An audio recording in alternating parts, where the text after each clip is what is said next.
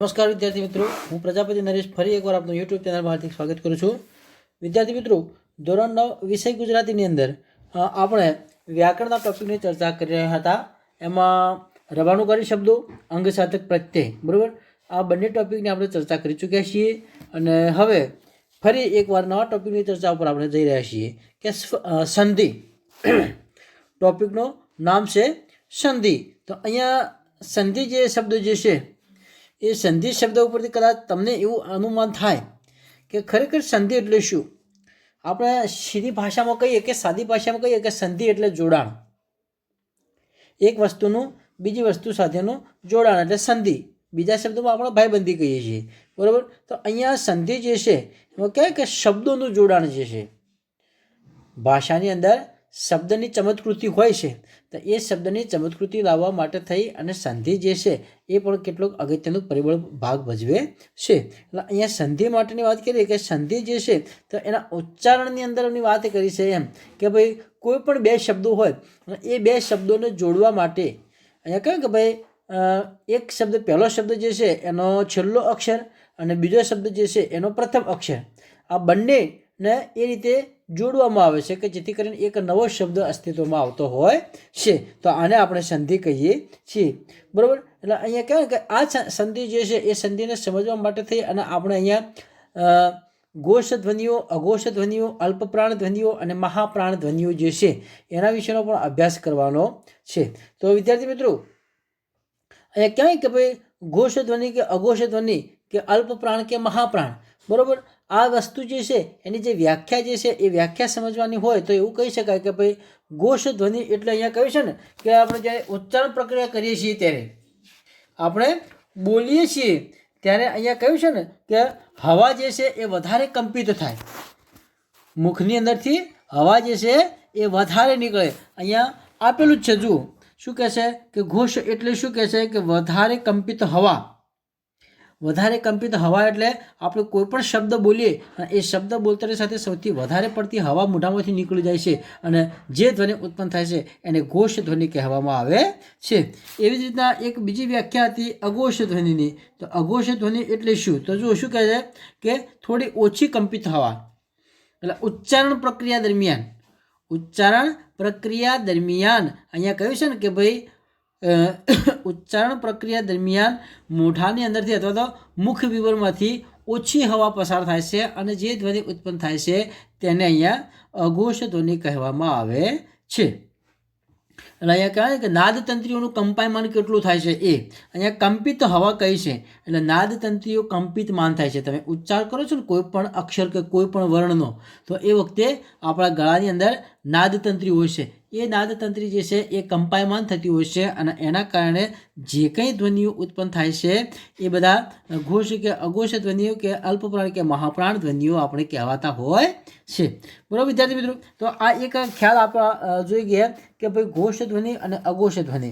ફરી એકવાર કહીએ છીએ કે ઘોષ ધ્વનિ એટલે બોલતી વખતે મોઢાના માર્ગની અંદરથી હવા વધારે કંપિત થાય છે અથવા તો નાદતંત્રીઓ વધારે કંપાયમાન થાય છે અને ત્યારે જે ધ્વનિ ઉત્પન્ન થાય છે તેને ઘોષ ધ્વનિ કહેવામાં આવે છે। અને અઘોષ ધ્વનિની અંદર ઉચ્ચારણ કરતી વખતે નાદતંત્રીઓ ઓછી કંપાયમાન થતી હોય એટલે કહેવાય કે ભાઈ મુખ વિવર દ્વારા ઓછી હવા પસાર થતી હોય અને જે ધ્વનિ ઉત્પન્ન થાય તેને અઘોષ ધ્વનિ કહેવામાં આવે છે। હવે વિદ્યાર્થી મિત્રો, અહીંયા ઘોષ ધ્વનિ અને અઘોષ ધ્વનિની જે સમજ હતી એ આપણે અહીંયા મેળવી ચૂક્યા છીએ અને હવે આગળ સંધિની વાત કરીએ કે ભાઈ કેવા કેવા પ્રકારની સંધિઓ હોય છે એની વાત કરીએ તો અહીંયા જુઓ, તમે ધ્યાન આપજો કે સંધિના કેટલાક પ્રકાર છે કે સ્વર સંધિ, વિસર્ગ સંધિ અને સ્વર સંધિ, બરોબર। એના પછીની વાત કરી છે અહીંયા વિસર્ગ સંધિ, બરોબર। તો આ જે સંધિઓ જે છે એ આપણે હવે ભણવાની છે। તો પહેલી વસ્તુ જે છે એ અહીંયા સ્વર સંધિની વાત કરીએ, પછી વ્યંજન સંધિ આવશે અને પછી વિસર્ગ સંધિ જે છે એ પ્રમાણેના આપણે પ્રકાર જોઈશું। તો જુઓ, તમારી પુસ્તકની અંદર તમે ધ્યાન આપજો ખાસ કરી, અથવા તો આ જે વિડીયોની અંદર તમને જે બતાવવામાં આવે છે એ, બરાબર। તો અહીંયા સ્વરની વાત કરી છે તો પહેલાં તો વસ્તુ આપણને ખબર હોવી જોઈએ કે ગુજરાતી ભાષાની અંદર કયા કયા ઉચ્ચારો જે છે એ સ્વરના છે અને કયા કયા વ્યંજન છે એ, બરાબર વિદ્યાર્થી મિત્રો, તમે કદાચ ધોરણ 8ની અંદર આ બધી વસ્તુ ભણી જ ચૂક્યા છો, પણ અહીંયા આપણે એને રિપીટ કરી લઈએ. બરાબર, એટલે અહીંયા કહ્યું કે હસ્વ સ્વર અને દીર્ઘ સ્વર આ બંને, પણ સ્વર કયા કયા હોય તો અહીંયા ફોર ધ એક્ઝામ્પલ કહીએ કે અ, આ, ઈ, ઉ, બરાબર, એ, ઓ, ઐ અને ઓ. બરાબર, આ બધા જ સ્વર છે. એટલે લગભગ કદાચ કહી શકાય કે ગુજરાતી ભાષાની અંદર 11 કે 13 જેટલા સ્વર છે. બરાબર, અને બાકીના બધા જ મૂળાક્ષરો જે છે એ વ્યંજનની અંદર ગણાતા હોય છે. એટલે અહીંયા સ્વર સંધિની વાત કરવાની છે. એટલે સ્વર એટલે શું, પહેલી તો વ્યાખ્યા એ પણ સમજવી પડે આપણે કે ખરેખર સ્વર સંધિ અને વ્યંજન સંધિની વાત કરીએ તો સ્વર સંધિની વાત કરીએ તો સ્વર એટલે શું, તો અહીંયા કહે છે ને કે ઉચ્ચારણ કરતી વખતે આપણે જ્યારે બોલીએ છીએ ત્યારે ઉચ્ચારણ મતલબ આપણે જ્યારે બોલીએ છીએ ત્યારે હવા જે છે એ કોઈપણ પ્રકારના અવરોધ વગર જ્યારે મુખ દ્વારા બહાર આવે છે અને જે ધ્વનિ ઉત્પન્ન કરે છે એને સ્વર કહેવામાં આવે છે. હવે તમે અ, આ, ઈ, ઉ, એ બોલો, બરાબર, તો હવા જે છે એ ક્યાંય અવરોધાતી નથી. દાખલા તરીકે તમે અ બોલો એટલે હવા જે છે એ સીધી બહાર આવી જાય છે અને અવાજ ઉત્પન્ન કરે છે. બરાબર, એ હવા સીધી બહાર આવી જાય છે. અને દાખલા તરીકે પ બોલો તો પ બોલશો ને એટલે શું છે, હોઠ ઉપર જે છે એ હવા અવરોધાશે અને પનો ઉચ્ચાર થશે તો એ વ્યંજન કહેવાય છે. એટલે આ સ્વરની વ્યાખ્યા જે છે એ આવું કહી શકાય કે ઉચ્ચારણ કરતી વખતે જ્યારે મોઢામાંથી સીધી હવા બહાર નીકળે છે અને કોઈ પણ પ્રકારના અવરોધ વગર હવા બહાર નીકળે છે અને જે ધ્વનિ ઉત્પન્ન થાય છે તેને સ્વર કહેવામાં આવે છે. અને વ્યંજનની વાત કરીએ તો વ્યંજનની વ્યાખ્યા એવું કહે છે કે અહીંયા જ્યારે ઉચ્ચારણ કરીએ છીએ ત્યારે તો ઉચ્ચારણ કરતી વખતે હવા જે છે એના માર્ગમાં ક્યાંક અવરોધ આવે છે અને પછી જે ધ્વનિ ઉત્પન્ન થાય છે એને વ્યંજન કહેવામાં આવે છે. એટલે આ વસ્તુ જે છે એ તમે સ્પષ્ટ સમજી લેજો કે સ્વર અને વ્યંજનની વ્યાખ્યા, ઘોષ અઘોષની વ્યાખ્યા. બરાબર વિદ્યાર્થી મિત્રો, કે જેથી કરી અને તમને અહીંયા સ્વર સંધિ કે વ્યંજન સંધિ જે છે એની અંદર સૌથી વધારે તમને સમજવામાં સરળતા રહેશે. હવે જોઈએ છીએ આપણે જો સ્વરની વાત કરીએ કે અહીંયા કહ્યું કે ભાઈ દીર્ઘ સ્વર અને હસ્વ સ્વર આ બે પ્રકારના હોય છે. એક દીર્ઘ હોય અને બીજો જે છે એ હસ્વ હોય છે. બરાબર, હવે અહીંયા કહ્યું છે ને એ પ્રમાણે કે બે હસ્વ હોય અથવા તો બે દીર્ઘ હોય, બે હસ્વ હોય કે બે દીર્ઘ હોય તો હંમેશા શું બને છે, દીર્ઘ એટલે મોટું. પણ એક હસ્વ અને એક દીર્ઘ હોય તો પછી એ હસ્વ જ બનતો હોય છે. એટલે આ પ્રકારના નિયમો કેટલાક જે છે એ આપણે અહીંયા હવે જોવાના છે. તો વિદ્યાર્થી મિત્રો જુઓ, નંબર 1 ઉપર અહીંયા આપેલા છે સ્વરની વ્યાખ્યામાં વાત કરી છે સ્વર 1. બરાબર, કે અ વત્તા અ. બરાબર, જો અહીંયા બે લઘુ છે, અ વત્તા અ બરાબર શું થાય છે, આ. એટલે સૂર્ય વત્તા અસ્ત એટલે સૂર્યાસ્ત. બરાબર, આ સૂર્ય અને અસ્ત એટલે સૂર્યની અંદર જે ય જે છે તો યની પાછળ શું બોલાય છે, અ, અને બીજા શબ્દની અંદર અ છે એ લઘુ છે એટલે બે લઘુ ભેગા થાય છે એટલે શું બને છે, એક ગુરુ. એટલે એનો શબ્દ શું બને છે, સૂર્યાસ્ત. પછી શું કહે છે કે એક અક્ષર લઘુ છે એટલે અ અને બીજો છે ગુરુ તો શું થાય છે, આ. એક લઘુ એક ગુરુ તો ગુરુ. એટલે વાત વત્તા આવરણ એટલે વાત એટલે ત પછી શું છે, હસ્વ. બરાબર, અને આવરણની વાત કરી છે તો પછી શું કહે છે કે આ એટલે બીજો શરૂઆતનો અક્ષર જે છે એ દીર્ઘ છે. એટલે અહીંયા કહ્યું કે ભાઈ પહેલા શબ્દનો બીજો અક્ષર જે છે એ લઘુ છે અને બીજા શબ્દનો પ્રથમ અક્ષર જે છે એ ગુરુ છે, માટે અહીંયા સંધિ થાય છે વાતાવરણ. બરાબર, એ રીતના સમજી લો. હવે ત્રીજી વસ્તુ જોઈએ કે આ વત્તા અ બરાબર આ. અહીંયા આપ આગળ છે, અહીંયા અ પાછળ છે. બરાબર, એટલે આ જે ઉપર આપણે જે ઉદાહરણ જોઈ ગયા તો આ ઉદાહરણ જે જોઈ ગયા છીએ એના બિલકુલ ઓપોઝિટની અંદર આ ઉદાહરણ આપેલું છે. પણ નિયમ તો એક જ થાય છે કે જો એક લઘુ હોય ને એક ગુરુ હોય, બરાબર, તો પણ અહીંયા આપણે ગુરુ બનાવીએ છીએ. બરાબર, બે લઘુ હોય તો પણ આપણે ગુરુ બનાવીએ છીએ, બે ગુરુ હોય તો આપણે ગુરુ બનાવીએ છીએ. ગુરુ એટલે મોટો. બરાબર, કેમ કે આ ભાષાની અંદર આ સ્વર સંધિની અંદર કે વ્યંજન સંધિ જે છે તો સંધિના પ્રકારની અંદર લઘુ ગુરુ આપણે જે છે એ અવારનવાર બોલતા હોઈએ છીએ. બરાબર, એટલે તમારે એ ધ્યાન આપવાનું કે લઘુ એટલે નાનો અને ગુરુ એટલે મોટો. હવે બંને ગુરુની વાત કરી છે કે આ વત્તા આ બરાબર આ. આ વત્તા આ બરાબર આ. તો આ શું કહે છે કે વિદ્યા વત્તા આલય.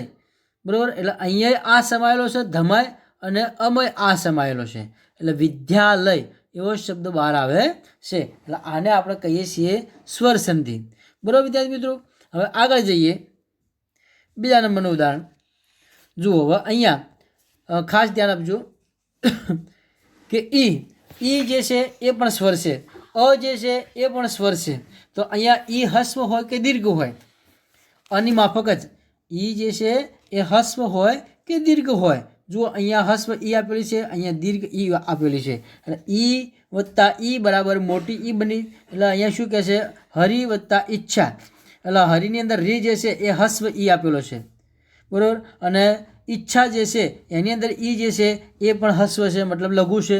એટલે બંને અક્ષર જે છે, એક શરૂઆતનો અહીંયા કહ્યું કે ભાઈ પાછળનો અક્ષર અને શરૂઆતનો અક્ષર, આ બંને અક્ષરો જો લઘુ હોય તો અહીંયા શું બને છે? ગુરુ. તો હરિ ઈચ્છા બની જાય છે. એટલે રને દીર્ઘ ઈ લાગે છે. આટલી વસ્તુ તમારે યાદ રાખવાની, બરાબર.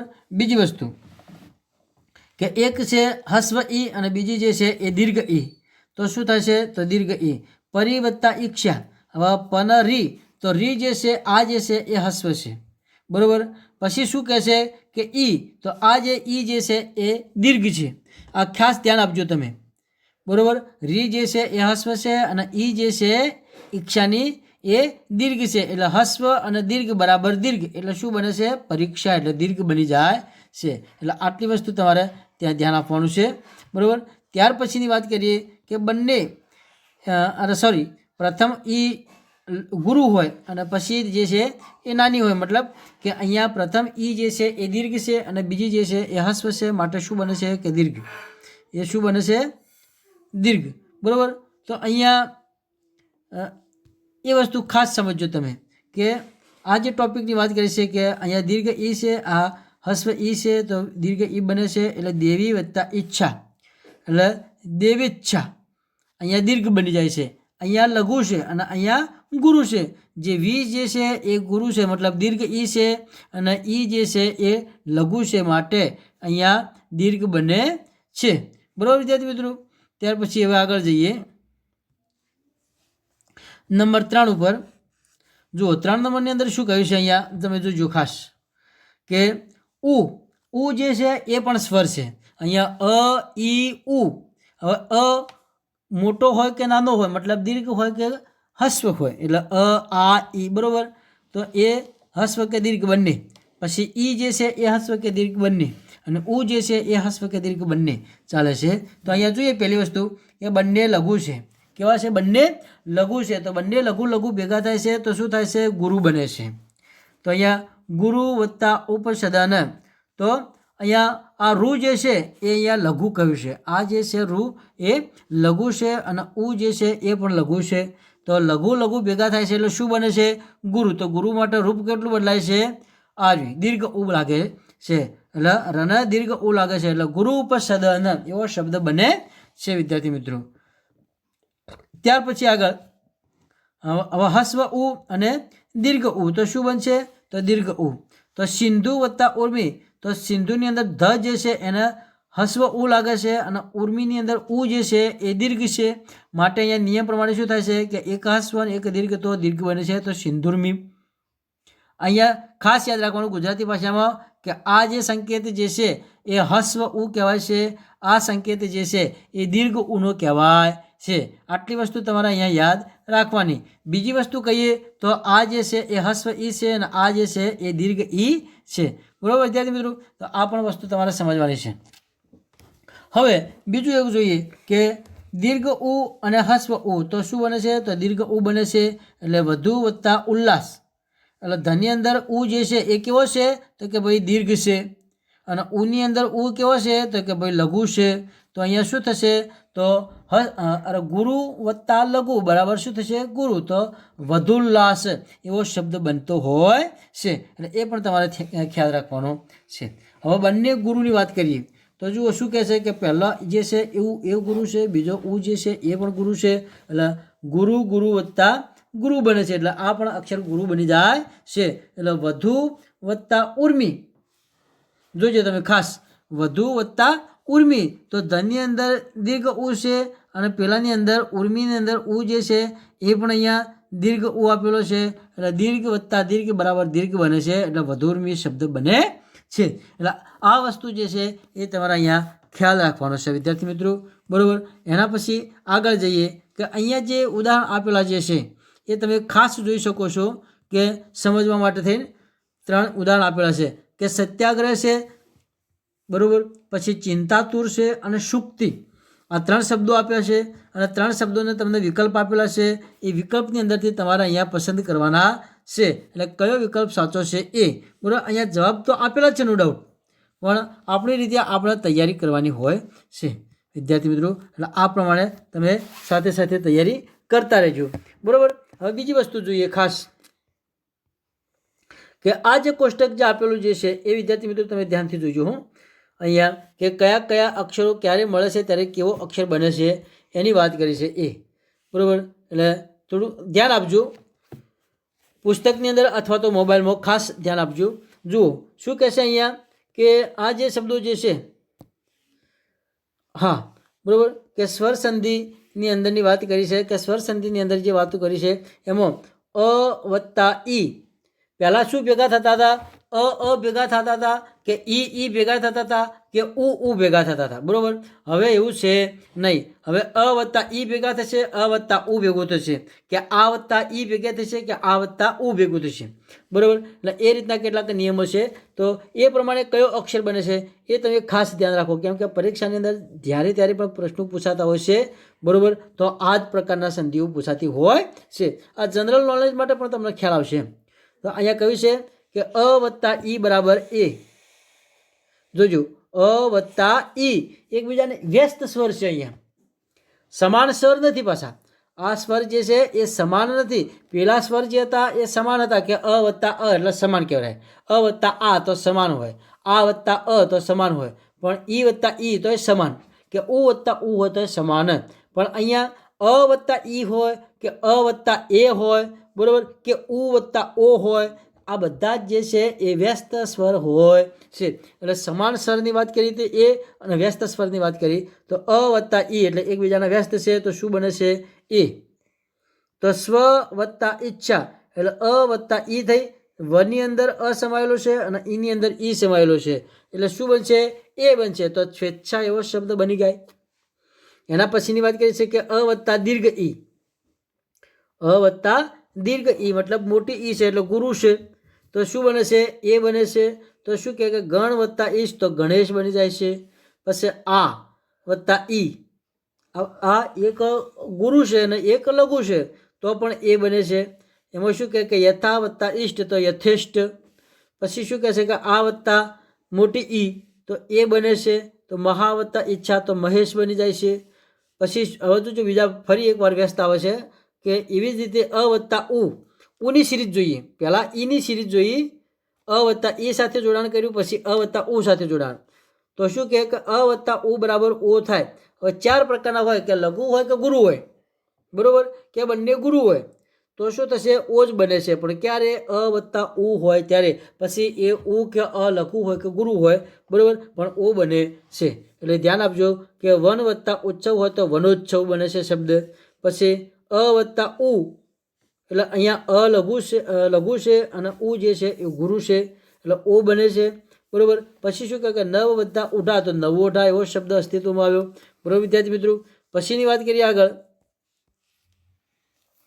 કે અ વત્તા ઉ દીર્ઘ ઉની વાત કરી ગયા, બરાબર, આપણે નવોઠા સુધીની વાત. હવે આ વત્તા ઉ એટલે આ જે છે એ દીર્ઘ છે અને ઉ જે છે એ હસ્વ છે તો પણ ઉ બને છે. હવે મહા વત્તા ઉદધી તો મહોદધી આવો શબ્દ બની જાય. હવે આ વત્તા ઉ બંને દીર્ઘ છે વ્યસ્ત, પણ કેવા છે? બંને દીર્ઘ છે તો પણ ઉ બને છે. તો અહીંયા ગંગા વત્તા ઉર્મી તો શું બને છે? ગંગોર્મી, કેમ કે આ વત્તા આ બરાબર ઉ બની જાય. હવે એક હસ્વ છે અને બીજો જે છે એ રૂ છે, આને રૂ વંચાય એ ખાસ યાદ રાખજો તમે, બરાબર. એટલે અ વત્તા રૂ બરાબર શું બને છે સંધિમાં? અર. તો સપ્ત વત્તા ઋષિ એટલે અ વત્તા ર એટલે રૂ બની ગયું એટલે સપ્તર્ષિ એવો શબ્દ બની જાય છે. એટલે અર બને, સપ્તર અર બની જાય છે એટલે એ સંધિનું જોડાણ થાય છે. હવે આ વત્તા રૂ એટલે એક ગુરુ છે અને બીજો લઘુ છે એ પ્રમાણે તો પણ અર બને છે. મહા વત્તા ઋષિ તો મહર્ષિ, આવા શબ્દ બનતા હોય છે. તો વિદ્યાર્થી મિત્રો અહીંયા એવા બીજા પણ કેટલાક શબ્દો આપેલા છે તમને ઉદાહરણ માટે થઈ કે તમે જોઈ શકો છો અહીંયા હરેન્દ્ર શબ્દ જે છે એ આ જે શબ્દ જે છે એ અને એના પછીના બીજા કેટલાક ઉદાહરણો આપેલા જે છે એ પણ તમે જુઓ કયા કયા છે કે પરોપકાર છે, વિદ્યોપાસના છે, બરાબર. પરોપકાર, વિદ્યોપાસના અને એના પહેલાં એક જોઈ ગયા હતા કયો હરેન્દ્ર.